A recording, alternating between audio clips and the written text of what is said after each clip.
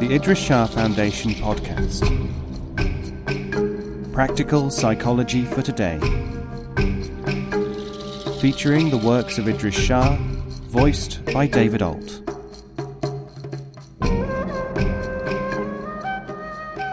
Welcome to the Idries Shah Foundation podcast. In this edition of the podcast, we will hear selections from Reflections by Idries Shah.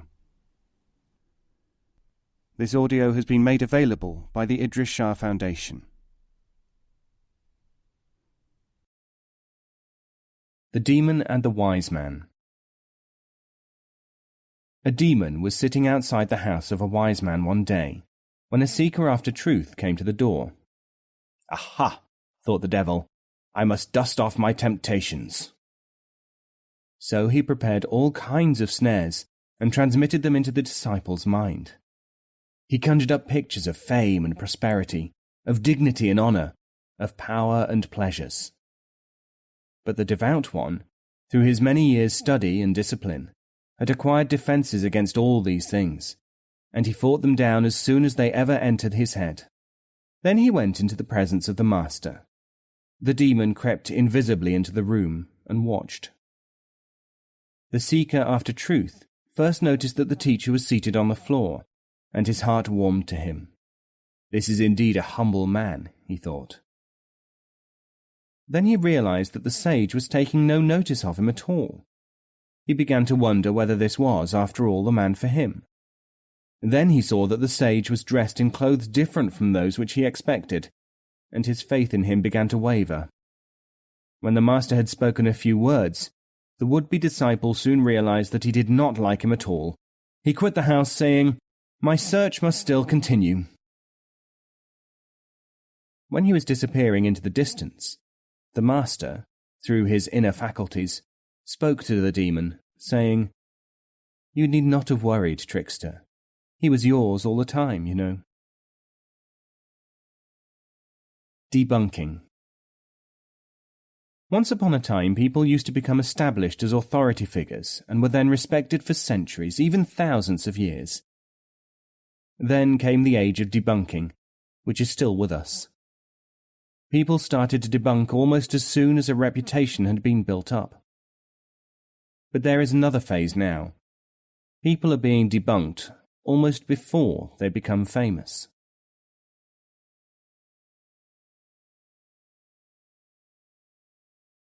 Improvement. If you want to make an ordinary man happy, or think that he is happy, give him money, power, flattery, gifts, honours. If you want to make a wise man happy, improve yourself. The Two Demons. A junior devil said to a senior one, "If only we could stop man from using sovereign intellect. Can we not devise a scheme to block his efforts towards self-development?" The elder answered, "My child, it has been done already. Man was eons ago convinced that he possesses choice and sovereign intellect as some sort of gift. He has long since, with only a few insignificant exceptions, ceased to listen to anyone who says that he has a real intellect waiting to be developed." Contraries. Try to remember, as a corrective against automatic assumptions, the story of the wise dervish and the mother. A woman was carrying her baby down a hill when she saw what looked like a reverend dervish, and she asked him to bless her child. He immediately started to curse it. This made her weep bitterly and regard the man as utterly evil. What she did not know about him was that he belonged to a realm where things always went by contraries. Motives of the Rabbit. A fox was running through a glade when he saw a rabbit bolting into a burrow. As the rabbit sat there quivering, the fox went up to the entrance to the hole. He said, "Are you afraid?" "Not afraid in the usual sense," said the rabbit, "but I am meditating upon the evils of creatures and my own shortcomings, my sins and my need to do good." He went on like this for quite a time, for he had indeed convinced himself by now that some higher power had affected him. The fox, thoroughly bored, padded off on his way. And the rabbit? He became the founding father of the rabbit divines, who spent their time alternately frightening themselves individually and each other collectively.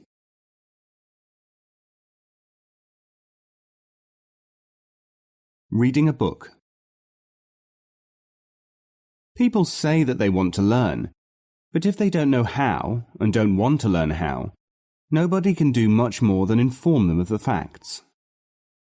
Remember the man who, told to read a book, said, "No, I tried that once and it didn't work."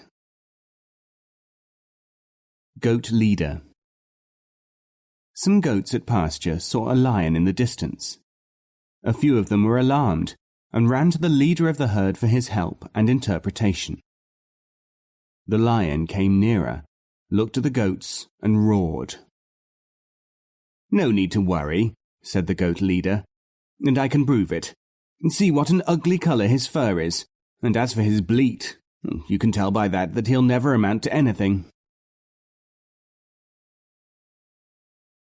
Broth and cooks. A man told me how much time and effort he had spent going from one guru to another. "Too many cooks, I suppose you'll tell me, spoil the broth," he said. He thought I was a guru of the kind which is most publicly plentiful. Among this plenitude of gurus, they often take me for one of their number too. The consequence of being the reluctant recipient of numerous guru confidences is that I have realized that the reverse of the proverb is only too tragically true. It may confidently be enunciated that too many broths spoil the cooks. Trapped rat. A rat became trapped in a natural rocky labyrinth one day. The passages were so winding and confused, and the entrances so few and so small, that this rat, as the time passed, became more and more frenzied, thinner, fierce, and obsessed by the need to attack whatever it was that he imagined had projected him into this fate. It so happened that at the very moment when he was thin enough to get through an aperture to freedom, a dog was terrorizing the whole rat community just outside. When the trapped rat appeared, he took one look at this dog, and in front of the assembled rats, leapt upon it and sunk his teeth into its jugular vein. He was, of course, unanimously elected greatest rat of all time. Now this rat was a hero. Does this mean that real heroes do not exist, that all is accident? No, but it does mean that when rats are trapped, they will try, and will, believe anything. I. Contemplate much less the "I shall progress" than the "I stand in my way." The rich man who was a beggar. Once upon a time, and this is a true story, there was a rich man. He had inherited vast wealth.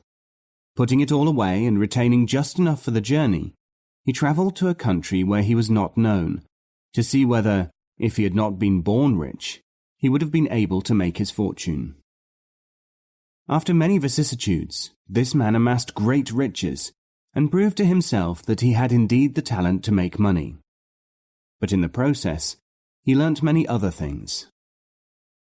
Now he had a great deal of money and wanted to give it away, so that it might be shared with those who had little.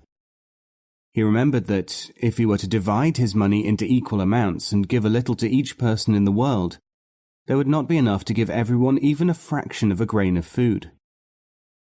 So he determined upon a test. "I will give to those whom I meet who are themselves generous," he thought. Dressing himself as a beggar, he went to various countries where he was not known. He made friends with people and asked them for loans. He begged from door to door in some places. He took menial jobs and worked in them for a while. And all the time he was making notes of the people who were generous, the people who did not take advantage of his supposed poverty. He spent 20 years in this quest. At the end of this time, he returned to the place where his treasure was concealed, and repaid 1,000-fold everyone who had been good to him. Those who had refused him, he left to their inevitable end. The Philosopher. I am thankful that the very bigotry of some academics is of value to the cause of sanity, whether they realize it or not. A certain illustrious philosopher, evidently frustrated by my answers to his questions, once roared at me, in the presence of some 60 other people who had up to that moment respected him as an objective person, "Who do you think you are? One of your books is longer than the New Testament." Thinking that one knows. People who think they know all are often insufferable, rather like those who imagine that they know nothing. The Intelligent Man. A child, full of promise, was so intelligent that his parents and his teachers encouraged him to take an equal interest in anything which caught his eye, whenever he showed that he was attracted to it. Years later, having tried 100 different arts, and all the customary roads to success, he was penniless and miserable and decided to take a job.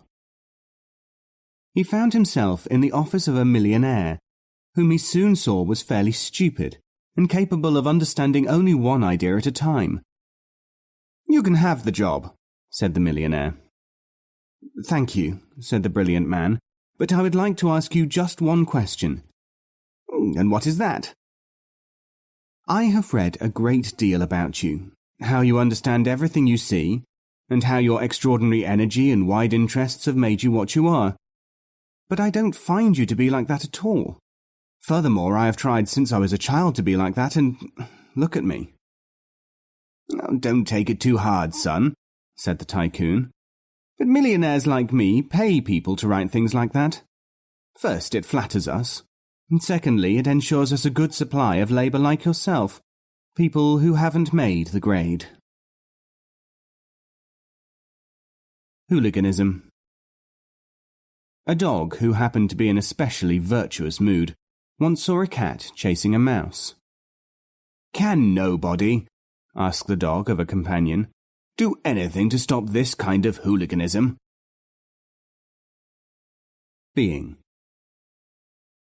There is what one wants to know and wants to be, and also what one can know and can be.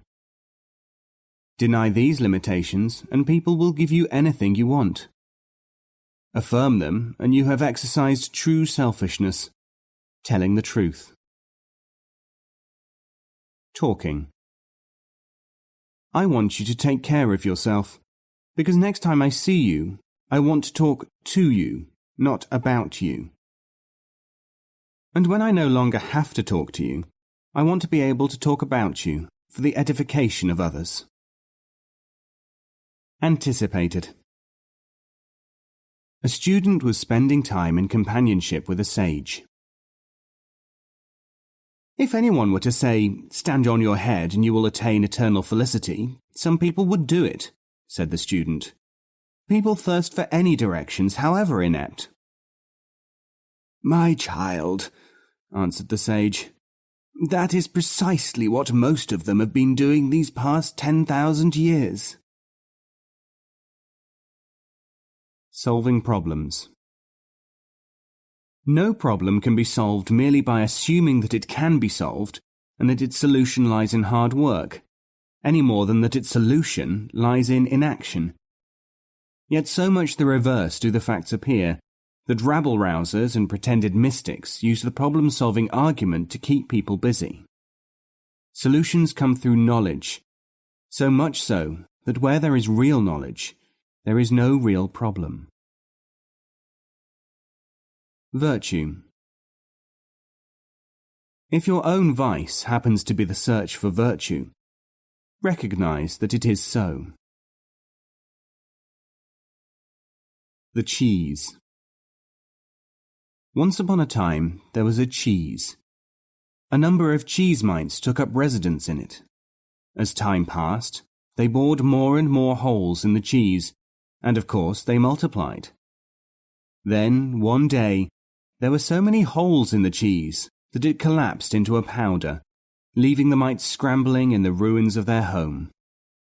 "What traitor is responsible for this?" screamed the mites. They formed parties, each opposed to the other, whose objectives were to restore the former ideal situation. Some mites, it is true, found another cheese. But as for the majority, they are fairly rapidly consuming the remaining cheese powder.